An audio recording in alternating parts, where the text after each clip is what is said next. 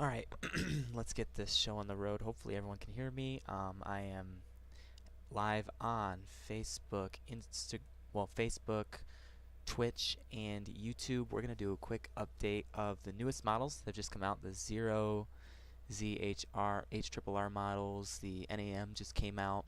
So I'm looking at these right now and I'm really seeing a lot of downplay of the event. So it's really kind of a change based on the newest models that have just come out. So we're gonna get into that. Budget Wheeler 4x4, I see you there on YouTube. Monroe, Michigan, okay, a little bit south of Detroit. You might get some storms later on, but we'll look at the new models and see.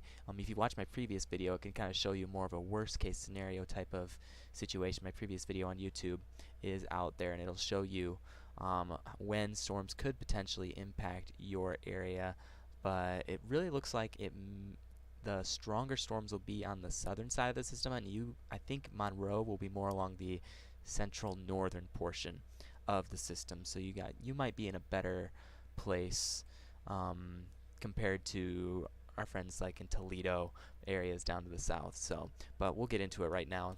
We'll pull this up right now. So here's the newest models, HRRR.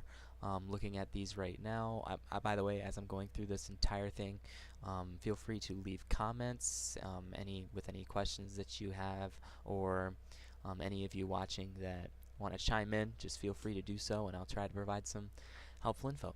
Alright, so let's get into it right now. So here's the HRRR. This is the latest model run, so we're going to run it through and get kind of a first glance as to what we see from this. Okay, so you have the low pressure system that's going to be coming in from the west. That's kind of forming out in the plains, and then compared to the previous model run, in fact, let's get to that point where let's go to hour 22 on this, freeze frame it here, and get a sounding here for the 0Z. So it's really showing a marginal severe risk as of now. If you go a little bit ahead of that, I think it'll show more of a stronger severe risk, marginal tornado risk with that. Compare that to the previous run. Let's go back to the 18Z run. Huge difference between those runs. Okay, so it's really showing a lot of significant differences when you compare the runs together. But this is kind of the initial activity that is showing on the current HRRR model.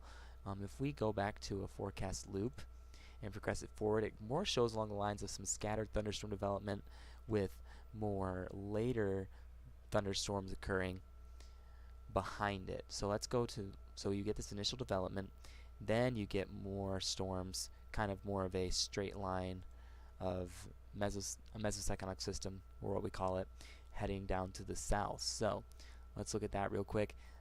The model runs really do show, still show a pretty decent severe risk, but your CAPE values are much, much lower. CAPE values are down to 26 compared to what they were previously. So a really big difference showing up on these newer models. But the supercell composite really still high up there. You've got that really good arch on the hodograph you see there. Kind of a pretty interesting setup there, but you can see the cloud bases are going to be elevated because you're going to have a bit of a low level cap there, and then right above that you have the cloud bases, and then you can really see that you have that formation of those storms as you go higher. So it really doesn't look like a tornado event. It really does look more like a straight line wind event. So I'm not saying that this is it's downplaying it a lot more than it was previously. Okay, I'm going to see if I can see the comments on Facebook real quick. I'm not sure if I'm getting those on the current chat site I have right now. So let's boot that up real quick just to make sure. Okay, good. Alrighty, so it's not really showing much of a. It's still showing a severe event possible, but downplaying it as compared to the previous models that were showing earlier. I want to compare that to the new models that are coming out all across the board. We've got the NAM model that's that just loaded up for the present time frame. Let's go onto that real quick and take a look. Yeah, not really showing too much of a development of a mesocyclonic system here, but still showing that severe risk, and it does show some lower cloud bases. The supercell composite's a lot lower, but the Cape value's risen on this model. So again, still a lot of variations across all the different models that are coming out as of right now. So very interesting setup we have here with this. I don't think the newer GFS models will be coming out tonight, but let's take a look at the NAM3K. I don't think it's rendered enough though to go through it. So I'm actually going to go back to a previous model, the previous model that was showing more of the worst case scenario type deal. So still a lot of variability going on with this setup here, but newest models do show a bit of a lesser potential, but it still does show potential for severe weather tomorrow, connected with that warm frontal boundary moving through. That's going to welcome in that really hot air for Tuesday and Wednesday. So kind of a still showing that supercell composite is still quite high. We'll get into more of a breakdown of this in just a second, but I want to show you guys what was the talk of the weather world earlier today, the 18Z model run. Okay, so this is what it showed. It showed a very intense mesocyclonic system moving through possibly a derecho type setup for tomorrow, which still potential does exist for a derecho to form. We'll just have to wait for later models and what the SPC decides to determine, but this is what it showed. Showed a pretty intense setup for severe weather across parts of central Michigan, lower Michigan, and then heading into northeastern Indiana, southwestern Ohio. So, the Budget Wheeler, you living in Monroe right here. If we go to, you'd be right around this area here. You're going to be on the northern edge of this, not where the real Boeing segment is. The more significant setup would be more down to the south, based on the 18Z model run, and maybe even some pop-up thunderstorms behind that could be severe. But the newest model run, if we compare it with the composite reflectivity graph here, gives us a better idea of how intense thunderstorm clusters might be. But let's wait for it to render real quick. Let's show it. Yeah, it really doesn't show as much of an intense setup, but it still does show that intense thunderstorm activity possibly developing, but it's showing it a little bit later, more along a nightly, like maybe 11 p.m. You have these storms in parts of Allegan County, Ionia, Calhoun counties, and then moving off to the south. And it looks like it could get quite intense as it reaches Kalamazoo and St. Joe counties. I will be in St. Joseph County for the majority of the day that day, so I will try to provide updates if storms move through in that area. I won't be able to chase this, unfortunately. Going to be quite busy on Monday, but I will still be out there. Kermit, appreciate you hopping in. We'll try to stay safe up north, and luckily you guys didn't really see too much activity in southern Indiana today. Looked like not really the greatest setup for weather in that location, but this is the talk of the weather world. So the derecho that could potentially intensify and continue all the way out towards the Atlantic states, because if you go to more of a nationwide graph here, let's go to that real quick. Going to more of a widespread, in case you're watching from outside of the Great Lakes region. Let's progress it a little bit off to the east here, showing you those clusters of storms developing, heading off to the east, southeast, and then it kind of just makes its way right through West Virginia into parts of Virginia, and it shows some thunderstorm development continuing along that warm front. I'm going to show you the heat. How is this heat going to set up after this warm front boundary moves through?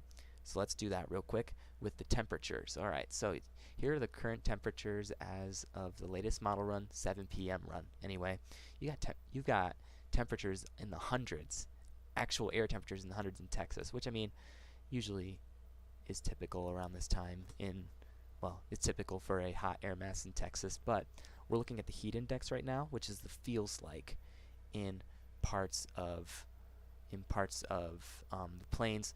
And then as we get into Tuesday is really the day after the derecho moves through. We're gonna go up into parts of southern Indiana will already be in the hundreds as that warm front begins to lift off to the north, and then night begins to fall. You get those storms moving through parts of southern Michigan again. Then we get to Tuesday, and look how quickly things take off with the heat indexes in the hundreds all across the state of Indiana, pretty much all across the state of Ohio, southern Michigan. Really, just a lot. A lot of heat we're going to be dealing with Tuesday, Wednesday, and even into Thursday. So you're going to want to find ways to stay cool during this really hot, humid air mass that we're going to be dealing with over the next several days after those thunderstorms move through. All right, I just want to show you guys that real quick for those of you that are viewing. I want to go back to the derecho real quick and also take a look and see if the newest models have kind of shown or kind of added the new. They're still rendering, the models are, but we can get some good look at what's going on. So RAP model, I want to look at the RAP because people have been talking about the RAP. Let's look at it real quick. What does it show? Not really too much as of yet, but if we get a sounding off of the RAP model, still does show that severe potential. You've got temperatures up to 90 degrees according to the RAP, CAPE values of 3,000, capable of supporting some severe thunderstorms. Not really any capping in the atmosphere. Let's go look at the reflectivity or the level of CAPE, surface-based CAPE. So remember, CAPE is a measure of instability in the atmosphere. So it's showing really what the models have changed on is the fact that instability is going to be positioned a bit farther to the south. If you compare this, let's go back to the HRRR and show you that. So I want to compare the surface-based CAPE for 22Z, Monday of 22Z. So that's hour 21. Let's lock it in. Alright, so compare this. You see your instability values of 2,000 around parts of southern Michigan, northern Indiana, and then getting up to 6,000 where that warm front's moving in. So the low pressure system is going to be really missing out on this huge amount of instability that is going to be in the atmosphere because it's going to be up off to the north. But there's still going to be enough instability to drive some storms. So let's compare it to the 18Z run as to where the warm front will be placed. It places it a bit farther north as compared to the previous model. You see you get values close to 4,000 across southern lower Michigan. If that CAPE is going to have a big role in how these storms develop, but there's still a good thermodynamic environment where this storm is going to be placed over southern lower Michigan. We took a look at that during the previous video. You can still watch the previous video about this event on my YouTube channel. Some of you are watching on YouTube, some of you are watching on Facebook, but wait for this to load real quick. Alright, so look at these different directions of the wind that you see here. So in the upper levels of the atmosphere, indicated by the black wind tails, you have it coming directly out of the west. Okay, so the western winds in the mid layer, so 850 millibars, that's where the pressure in the atmosphere is at 850 millibars. You have a southwestern wind, and then you have a southeastern wind kind of as you get to surface right in this area right here. That can drive spin. Spin in the atmosphere is something that is pivotal for more intense more robust thunderstorm development. So let's compare that to the 0Z chart here. Still showing that environment for spin in the atmosphere. If we look at the SRH, storm relative helicity, the measure of spin that does exist in the atmosphere, it is going to be pretty high. So you got levels of up to 600. That's a good amount. On the backside, you've still got that spin as well. So let's actually progress it forward when new models are showing more convective development later on in the early morning hours. So 3Z got plenty of spin in the atmosphere. The CAPE is a lot less placed in this area. It's more down to the south. CAPE value is still at 4,000. That late in the evening is that's more along the lines of 10 p.m. Awesome, man. Keep it up. Thanks for tuning on. Thanks, Chris. Love seeing your stuff on Twitter. you got a pretty good shot of a tornado down in Ohio the other day. It was pretty impressive. So, well, well done there. But surface-based CAPE, if we progress it back to the times for the first initial storms to develop, it's still not looking super great on the 0Z HRRR. Again, this could change with the 6Z or any of the other models that come out tomorrow. We're just gonna have to keep an eye out because there's still plenty of variability with these models. Okay, FV3. This is the one that everyone was talking about with how these could develop. So we're going to take a look at that one real quick, how this derecho setup could develop. So we're going to go to a forecast loop, and we're going to change to the reflectivity, composite reflectivity. All right, so FV3, what is it saying for this storm developing? Still showing potential for a strong mesocyclonic system to form. Not really even showing super well the. Let's go back a little bit and roll it back. It's showing a marginal severe risk as well, not really showing anything nearly as intense as it was previously. So it's also a little bit of a change here. So pretty much it's looking a lot less significant than it did on the previous model run, which is good news. We don't really want anything super damaging coming across the Great Lakes region. So we'll just have to wait for new models and see what they tell us regarding this potential severe weather event. But that looks like the Cape really doesn't make it up there with that warm front just yet. Warm front's not really looking like it might lift too far off to the north, but feel free to chime in with questions, comments, anything that you have questions about with this setup, and I will chime in as needed. I'm going to be on for maybe another 5 minutes, so make sure to chime in that way. I want to look at Thursday again with the new models, if that's possible. I don't think there's any models that can really show Thursday just yet, unfortunately. So let's see what this model puts out for Monday evening. Cape values of 3,000, similar to what the HRRR is also showing as well. This is the NAM model. So the NAM model for this is at 7 p.m.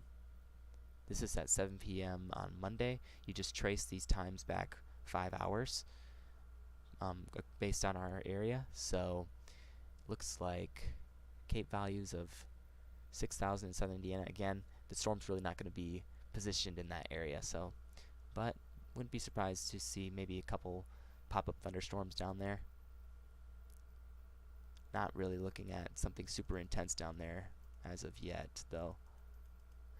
The NAM displaces the stronger storms off to the east in eastern Michigan. So that's something that we want to watch as well, what that NAM model is depicting.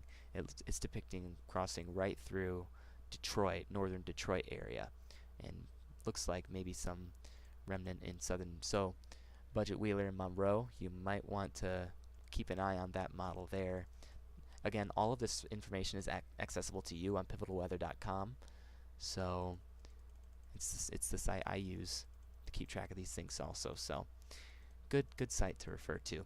But I think that's pretty much all that's worth looking at. I'm going to put a freeze frame on the 0Z real quick. So that would be, I want to go to the time that's really depicting those stronger storms to move in. So that's hour 28. We'll stop it right there. Go to the severe weather dynamics here. Again, Cape's not really super strong. Shear is a big issue with this. Yep, still got ample shear set up for this storm event here. Supercell composite. Pretty high if you're out in near Benton Harbor. Significant tornado parameters. Not very high in the slightest, not as high as it was in the 18Z run, which is a big difference. So updraft helicity present with these systems, but the high cloud bases are really going to hinder tornado development with this, I think. So really a lot of different variables we're just going to have to watch, because all the models still have high high levels of differences regarding what is going to be taking place with this system. So we'll just keep our eyes peeled on this and stay tuned for updates on Facebook, Instagram, Twitter. Even also, you can subscribe to all of our text notifications. In fact, I'll show you how to get to that real quick. If you live in Southwest Lower Michigan, you can text GLW, at GLWSWMI to 81010 to get text alert updates from me. I put those together myself, but you can take a look at those if you want to have access to them. Alright, I think that's where I'm going to stop it at. So you can go ahead and rewind the video if you have questions related to the severe weather event. But really, 0ZHRRR does not show it as being as big of an event as it was before, which is good news. So that's good news for everyone, but we'll still keep our eyes peeled in case something changes. So enjoy the rest of your evening and the start of your work week. Make sure to find ways to stay cool Tuesday and Wednesday, because it is going to be hot and very hot. You can check out my previous video on YouTube for all that information. Alright, enjoy the rest of your evening, and I will see you all later.